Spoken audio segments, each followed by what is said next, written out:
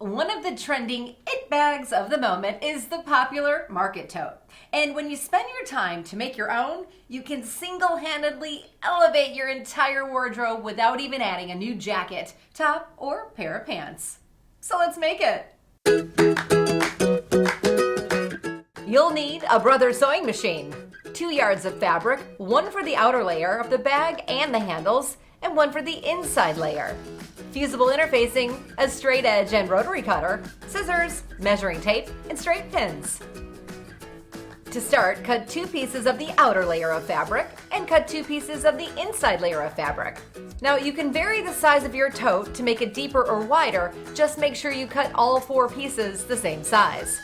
For the material, I like to use something heavier like duck or canvas, twill, denim, or even upholstery fabric for the outer layer, and a lighter weight fabric for the inside. Here I'm using canvas for the outside and a lightweight denim for the inside. To make the handle, cut 2 pieces 5 inches by 24 inches. Next, cut 2 pieces of fusible interfacing for the outer layer of the bag and iron them to the wrong sides of the fabric. Place the outer layer of fabric right sides together, sew 3 sides, leaving one of the 14-inch sides open. Do the same with the inner fabric.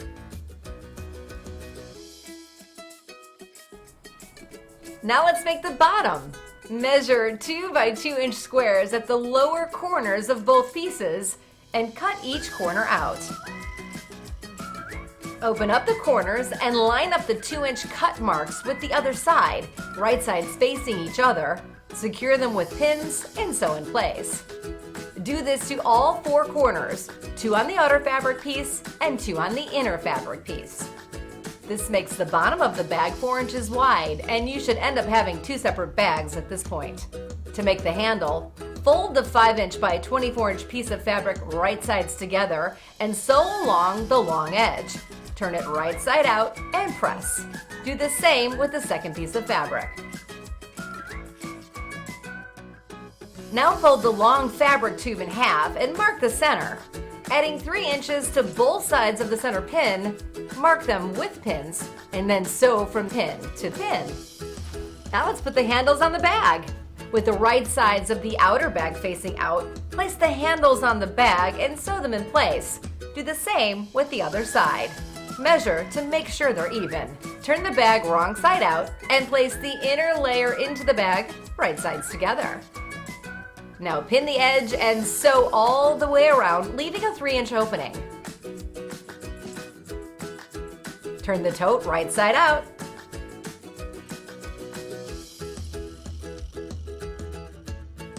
Turn the opening in and press the top.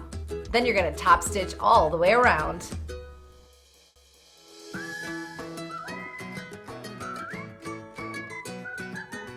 And there you have it, a handmade tote bag. So no matter what the new norm ends up being, making a cute accessory will always be a good idea.